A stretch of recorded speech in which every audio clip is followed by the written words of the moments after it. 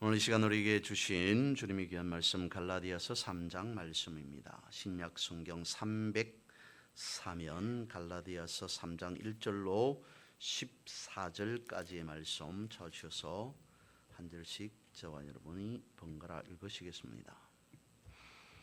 우리 식도다 갈라디아 사람들아, 예수 그리스도께서 십자가에 못 박히신 것이 너희 눈앞에 밝히 보이거늘 누가 너희를 꾀더냐?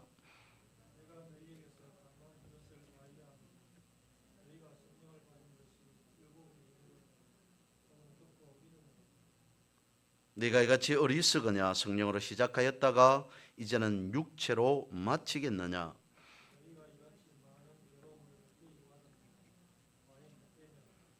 너에게 성령을 주시고 너희 가운데서 능력을 행하시는 이의 일이 율법의 행위에서냐 혹은 듣고 믿음에서냐?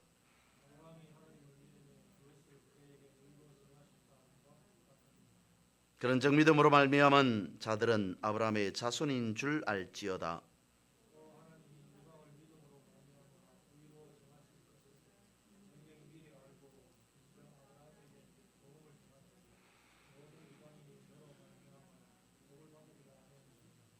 그러므로 믿음으로 말미암은 자는 믿음이 있는 아브라함과 함께 복을 받느니라.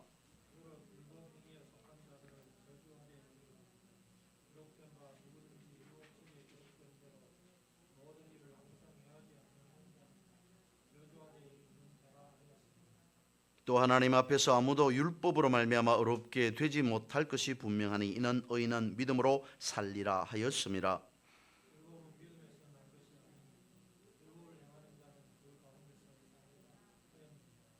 그리스도께서 우리를 위하여 저주를 받은 바 되사 율법의 저주의 소리를 속량하셨으니 기록된 바 나무에 달린 자마다 저주 아래에 있는 자라 하였음이라.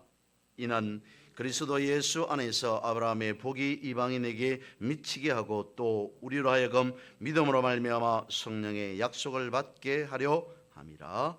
아멘. 오늘 우리가 살펴본 이 갈라디아서라고 하는 것은 3장 말씀을 14절까지 읽었습니다마는 사도 바울이 1차 선교 때에 갈라디아 지역에, 그러니까 갈라디아 교회의 복음을 전파한 것으로 되어 있습니다. 그리고 난 이후에 갈라디아 지역에 사도 바울이 복음을 전파하고 난 이후에 사도 바울에게 이 갈라디아 교회에 대한 소문이 들려오는데 아주 이상한 소문이 들려오기 시작합니다.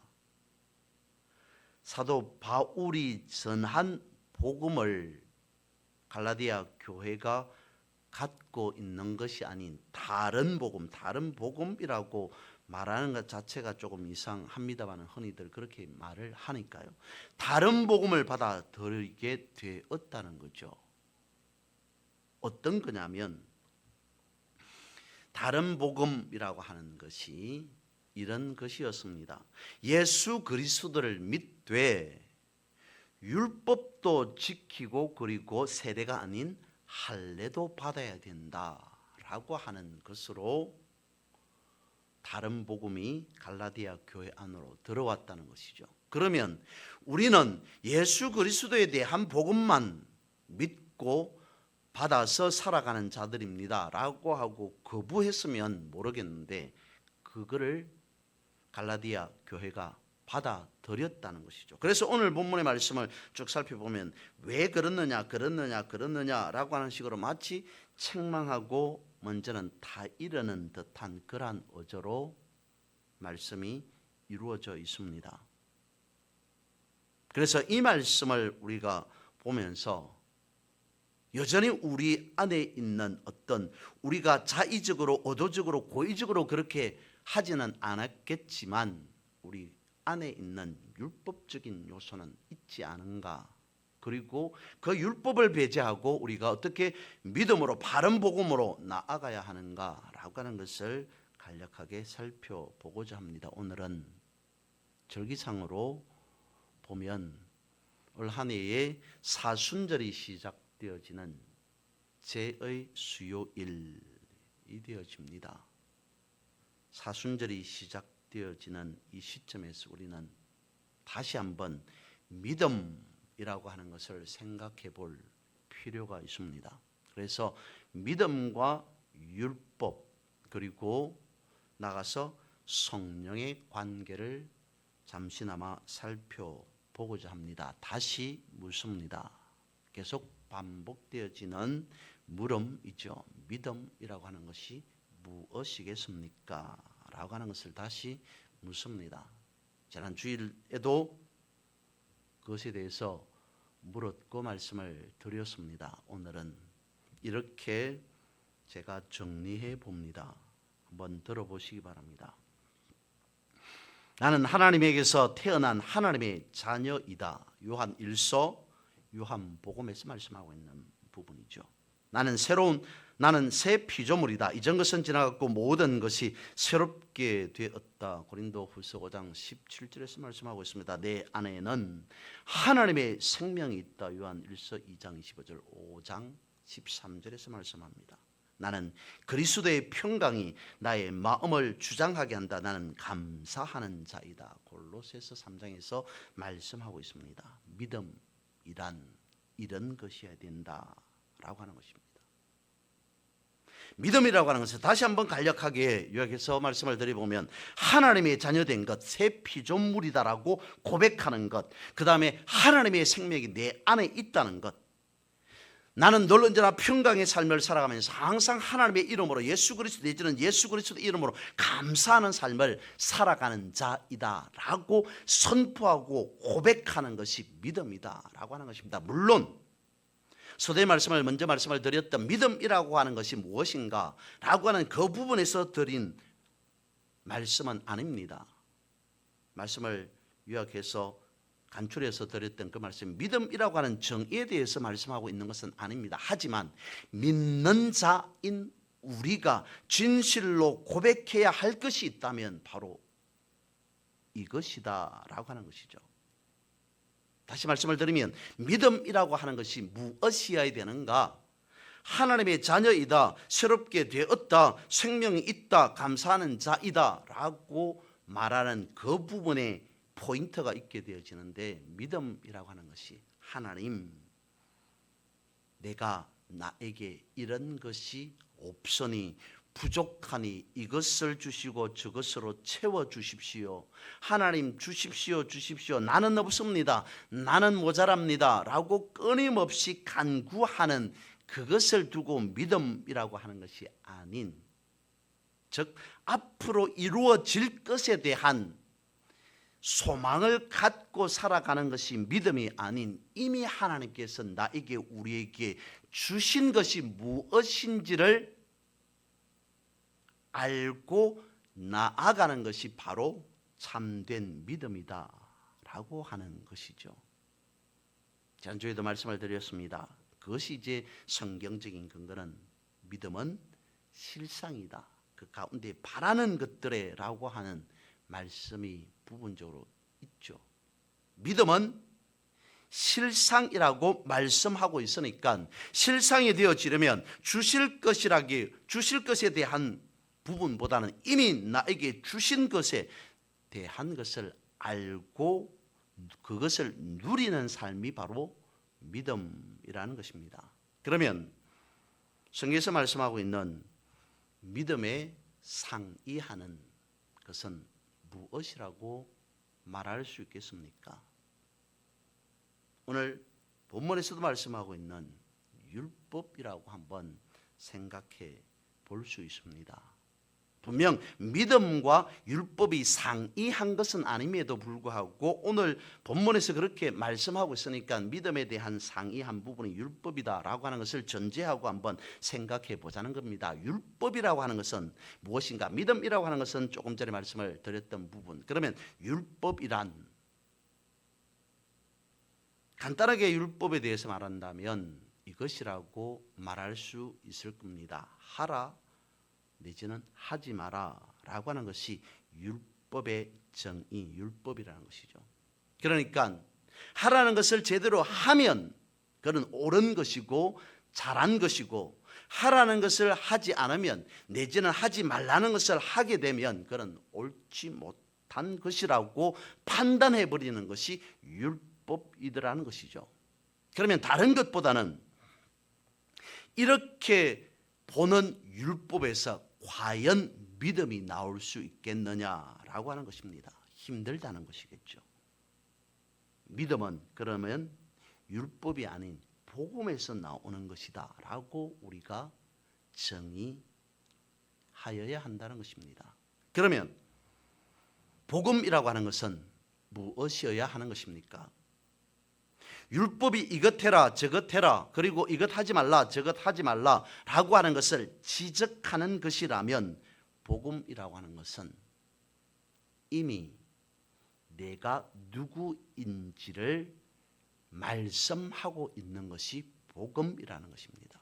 율법은 이렇게 하라 저렇게 하라 하지 마라 라고 한 그것이라면, 그래서 무엇인가를 하면 하지 않으면 이라고 하는 그것을 중점을 두고 있는 것이 율법이라면, 복음이라고 하는 것은 이미 내가 누구인지 어떤 사람이 되었는지를 말씀해 주는 것이 복음이라는 것입니다. 그래서 복음적인 용어로 말하는 것이 거듭난 새 사람, 즉 복음은 거듭난 새로운 나에 대해서 말씀하고 있는 것이 복음이라는 것이죠.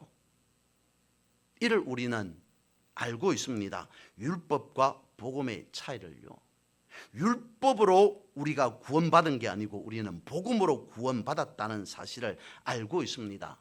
그러면 그 복음 안에는 성경에서 말씀하고 있는 모든 것이 다 들어가 있지 않습니까? 십자가도 들어가 있고, 십자가 안에는 또 죽음도 분명히 있습니다만은 죽음만 있는 것이 아니라 생명, 부활, 그리고 그리스도의 사랑까지 십자가라고 하는 것 안에 들어가 있습니다. 그것을 포함하고 있는 것이 복음이라는 것이죠. 오늘 본문의 말씀은 이렇게 말씀하고 있습니다. 어리석도다 갈라디아 사람들아, 예수 그리스도께서 십자가에 못 박힌 것이 너희 눈앞에 밝히 보이거늘 누가 너희를 유혹하더냐 꾀더냐라고 책망 질책하고 있습니다. 앞서 말씀을 드렸던 바와 같이 분명히 사도 바울이 그러한 십자가에 대한 말씀을 드렸던 그러한 복음에 대한 것을 갈라디아 지역의 사람들에게 전파했습니다. 전달해 주었습니다.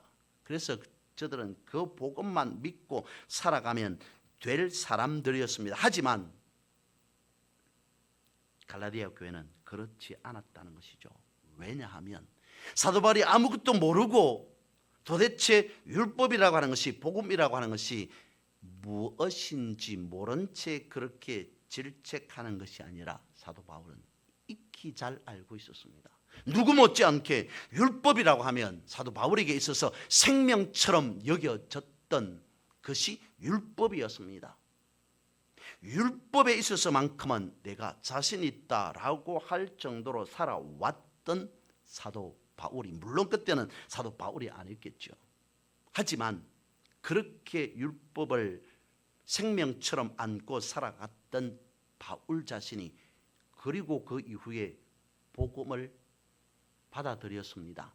그리고 난 다음에 사도 바울이 스스로 생각하기를 율법에 대한 인식을 완전히 버렸습니다. 마치 다르게 말씀을 하고 있습니다만은 율법에서 복음을 받아들인 사도 바울은 율법을 배설물처럼 여겼습니다. 그런데 갈라디아 교회가 하필 그처럼 거꾸로 되어져 가는 교회인 것으로 보입니다.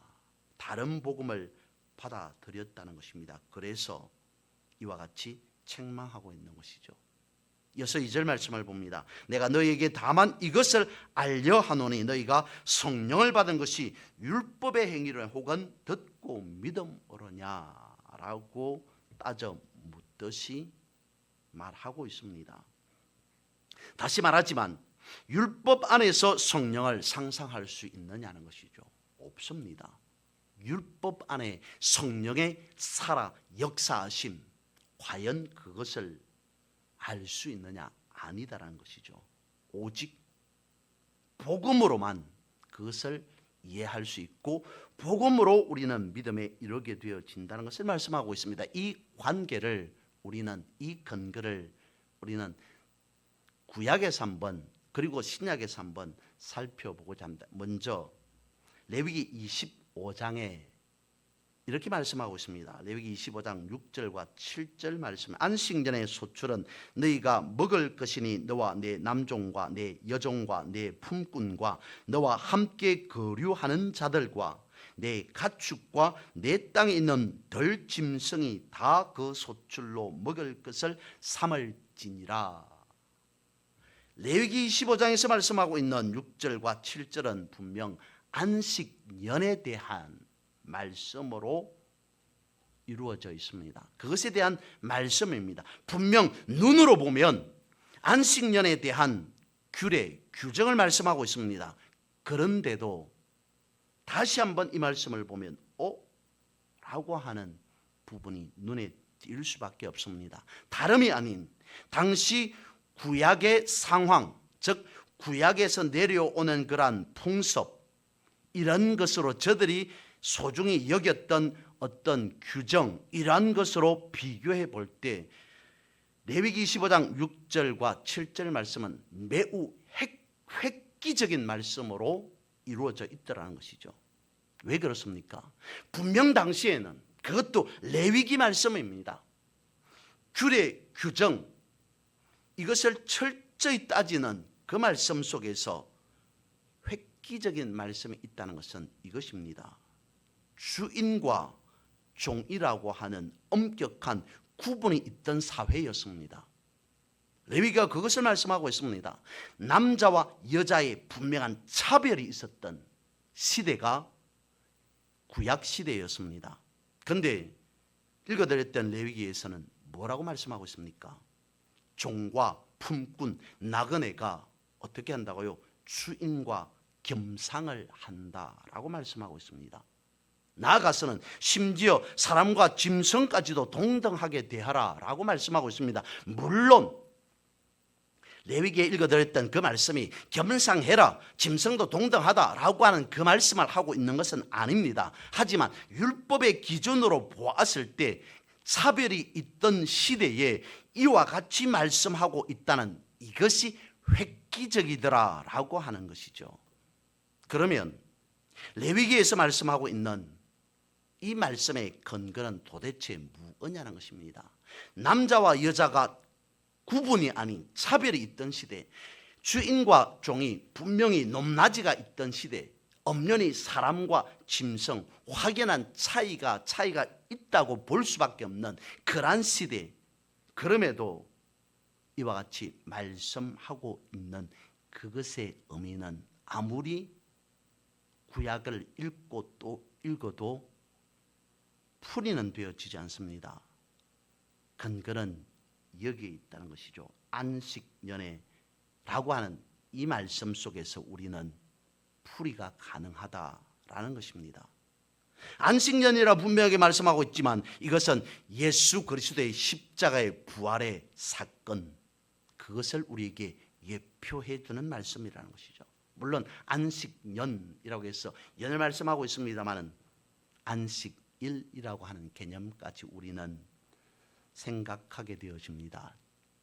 안식일, 그러니까 주일, 부활하신 예수 그리스도의 십자가가 아니라면 도대체 주인과 종이 어떻게 동등하다는 것이냐, 남자와 여자가 어떻게 차별이 없다는 것이냐, 예수 그리스도의 십자가로 인한 부활의 사건이 아니라면 입에 담을 수 없는 말이 레위기 25장 6절과 7절에 있더라는 것이죠.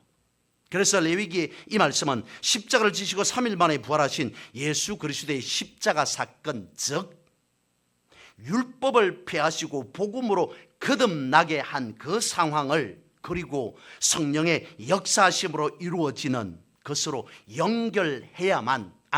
연결시켜야만 풀이가 가능한 말씀이다라는 것입니다. 다시 신약으로 돌아와서 말씀하고 있는 복음과 그리고 성령에 대해서 한번 살펴보면 이렇습니다. 요한복음 12장 24절입니다. 내가 진실로 진실로 너에게 이르노니 하늘의 밀이 땅에 떨어져 죽지 않으면 하늘 그대로 있고 죽으면 많은 열매를 맺느니라.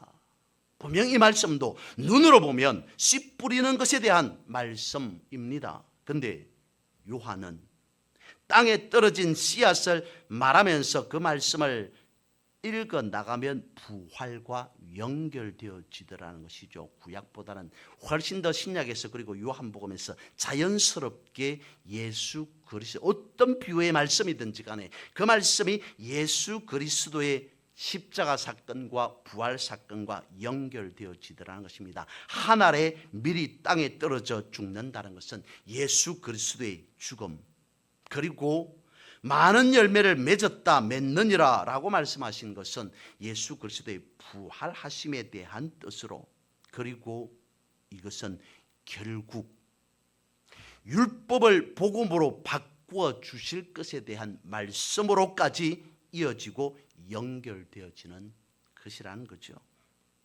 그래서 요한복음 12장에서 말씀하고 있습니다. 우리 보고 무엇하라고요? 복음을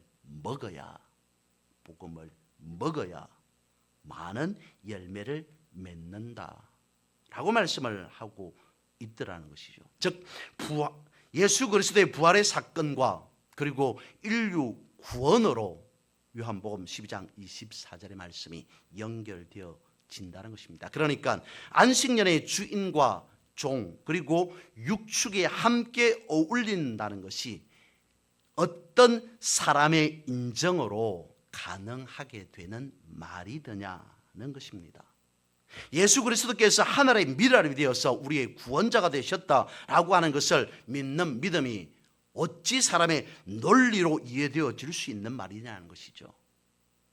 그는 무엇이 개입이라고 하면 조금 생소할 수 있습니다만 무엇으로 역사하여야만이 가능한 일이라는 겁니까? 성령의 역사가 아니고는 불가능하다는 것이죠. 그래서 복음으로 성령이 오시게 되었고 그리고 우리가 구원받게 되어졌는데 갈라디아 교회를 보니까 그럼에도 다시 율법으로, 그것도 이상한 율법으로 다시 돌아가려고 하니까 사도 바울이 그런 갈라디아 교회를 향해 책망하고 있습니다. 본문의 3절 말씀입니다. 너희가 이같이 어리석으냐? 성령으로 시작하였다가 이제는 육체로 마치겠느냐? 분명 성령으로 시작하였다는 것은 바울이 전한 복음, 예수 그리스도와 믿음과 성령의 역사하심, 살아계심 이런 것을 두고 말씀하는 것이겠고, 그리고 육체로 마친다라고 하는 것은 바로 이단 사상, 율법으로 돌아가려고 하는 것, 그것을 두고 말하겠죠. 로마서 8장 9절은 이렇게 말씀하고 있습니다. 만일 너희 속에 하나님의 영이 거하시면 너희가 육신에 있지 아니하고 영에 있나니 누구든지 그리스도의 영이 없으면 그리스도의 사람이 아니라. 하나님의 영, 그리스도의 영을 가졌다는 것은 복음에 대한 믿음으로 우리가 거듭났다는 그것을 말씀하고 있습니다. 그러면 거듭났다는 것은 무엇이겠습니까? 베드로전서 1장 23절을 말씀하고 있습니다. 너희가 거듭난 것은 썩어질 씨로 된 것이 아니요 썩지 아니할 씨로 된 것이니 살아있고 항상 있는 하나님의 말씀으로 되었느니라. 베드로전서 1장에 대한 23절에서 하시는 이 말씀의 전체적인 맥락을 보면 믿는 자로서의 옳은 행실, 믿는 자로서의 도리, 그것을 두고 너희가 거듭난 것은 썩어질 씨로 된 것이 아니요 라고 하면서 말씀을 하고 있습니다. 그런데 이 말씀 속에서 우리가 다시 연결시켜 보아야 할, 상고해야 될 말씀이 어디로 가게 되어지냐면 지난 주일에 말씀을 드렸던 출애굽기 16장에 대한 말씀으로 연결되어지더라는 것입니다. 썩어질 씨가 무엇인가? 출애굽기 16장 20절과 21절을 읽습니다. 그들이 모세에게 순종하지 아니하고 들은 아침까지 두었더니 벌레가 생기고 냄새가 난지라 모세가 그들에게 노하니라. 우리가 아침마다 각 사람은 먹을 만큼만 거두었고 햇볕이 뜨겁게 쬐면 그것이 서로 졌더라. 분명 출애굽기 16장 이 말씀도 눈으로 보면 만나에 대한 말씀입니다. 하나님께서 이스라엘 백성들에게 광야 가운데 있었을 때 하늘에서 이와 같이 만나를 이렇게 주셨고 만나를 먹는 과정은 이런 것이다 라고 하는 만나에 대한 말씀입니다. 그런데 그것이 과연 만나에 국한된 말씀이겠느냐는 것이죠. 하나님께서 이와 같이 이스라엘 백성들에게 하나님의 살아 역사하심으로 만나를 주셨다라고 하는 것으로만 끝내고 싶어 하는 만나에 국한된 말씀이겠냐는 것입니다. 베드로전서 1장에서 말씀하고 있는 썩어질 씨에 대한 말씀으로 연결되어지더라는 것입니다. 물론 만나와 씨는 다릅니다. 하지만 베드로전서에서 다시 구약의 출애굽기로 가보면 베드로전서에서 말씀하고 있는 이 썩어질 씨와 그리고 만나는 만나게 되어지더라는 것입니다. 옛사람이 먹은 이 만나는 옛사람이라고 말씀을 드렸습니다. 옛사람이 먹은 이 만나는 율법을 상징합니다. 즉 썩어질 씨더라는 것이죠. 그래서 출애굽기는 말씀하고 있습니다. 이것은 벌레가 생기고 냄새가 나고 햇볕이 뜨겁게 쬐면 쓰러지더라. 녹아 없어지더라. 그런데 여기에서 끝나버리면 씨와 만나가 어떻게 연결되어지느냐라고 하겠지만 여기에서 끝난 것이 아니라 다음과 같이 말씀하고 있습니다. 출애굽기 16장 22절 23절 말씀입니다. 여섯째 날에는 각 사람이 갑절의 식물 곧 하나에 2오멜씩 거둔지라. 회중의 모든 지도자가 와서 모세에게 알림해 모세가 그들에게 이르되 여호와께서 이같이 말씀하셨느니라. 내일은 휴일이니 여호와께 거룩한 안식일이라. 너희가 구울 것은 굽고 삶을 것은 삶고 그 나머지는 다 너희를 위하여 아침까지 간수하라. 출애굽기 16장 20절 21절이 썩어질 만나에 대해서 말한 것이라면 16장 22절과 23절은 썩지 않는 만나에 대해서 말씀하고 있습니다. 그런데 그 날이 언제라고 말하고 있냐면 여섯째 날에 거두는 그것은 안식일까지 먹어도 썩지 않았다라고 말씀하고 있습니다. 썩어질 것이 율법이라면 썩지 않는 것은 복음이라는 것이죠. 그래서 사도 바울은 갈라디아 교회를 향해서 옛 율법에 따르지 말라라고 말했던 것입니다. 본문 4절과 5절입니다. 너희가 이같이 많은 괴로움을 헛되이 받았느냐? 과연 헛되냐? 너희에게 성령을 주시고 너희 가운데서 능력을 행하시는 이의 일이 율법의 행위에서냐 혹은 듣고 믿음에서냐? 분명한 것은 거듭난다는 것은 율법으로서 거듭나는 것이 아니라 복음으로 성령의 역사하심으로 거듭나게 되어진다고 말씀하고 있습니다. 그러면서 그 이후의 말씀의 본문에서 보면 믿음에 대한 이 부분, 율법이 아닌 믿음으로 거듭나서 그 믿음으로 온전하게 성령의 역사하심 속에서 살아가는 믿음의 삶, 그것을 설명하면서 누구를 예를 들고 있습니까? 아브라함을 예로 들어서 설명하고 있습니다. 아브라함이 받았던 복이 어떤 복이라고 전제하고 있을까요? 믿음의 복이라는 것이죠. 그래서 본문 마지막 14절은 말씀하고 있습니다. 이런 그리스도 예수 안에서 아브라함의 복이 이방인에게 미치게 하고 또 우리로 하여금 믿음으로 말미암아 성령의 약속을 받게 하려 함이라. 예수 그리스도 안에서 아브라함의 복이 이방인에게까지 미쳤다, 이르게 되었다라고 말씀하고 있습니다. 그 복이 성령의 약속이라고 말씀하고 있습니다. 바로 새 언약. 그것을 믿고 받아들이고 인정하고 고백하고 선포하고 살아가는 사람이 새 사람, 새 피조물이라는 것이죠. 성경은 신약에서만 성령에 대해서 말씀하고 있는 것은 아닙니다. 요엘 혹은 예레미야에도 마찬가지입니다. 새 언약에 대해서 말씀하고 있습니다. 거기에서 말하고자 하는 새 언약 역시 아브라함을 기준으로 말하고자 하는 복이었던 것이겠죠. 그래서 믿는 사람들은 신약에서 말씀하고 있습니다. 의가 되었다. 어로운 자이다가 아니고 어로운 자가 되었다라고 말씀을 하고 있습니다. 성령으로 우리는 믿음으로 살아가는 그 생명의 능력이 우리 가운데 있다는 것입니다. 그래서 이제 우리는 이 사순절을 시작하면서 주님, 생명의 말씀인 이 복음이 우리를 둘러 진치고 보호하고 우리는 이에 예수 그리스도의 믿음 안에서 성령의 역사하심이 특별한 것이 아니고 일상이 되기를 원합니다 라고 하는 이 믿음의 다짐과 선포로 우리는 사순절을 시작하면 어떨까 싶습니다. 그래서 진실로 사순절 가운데 있어 예수 그리스도 안에 살아가는 믿음의 생명의 성령의 복이 무엇인지를 경험하고 또한 누리고 살아가는 그러한 사순절 또한 여러분의 삶이 되시기를 주님의 이름으로 선포하고 축복합니다.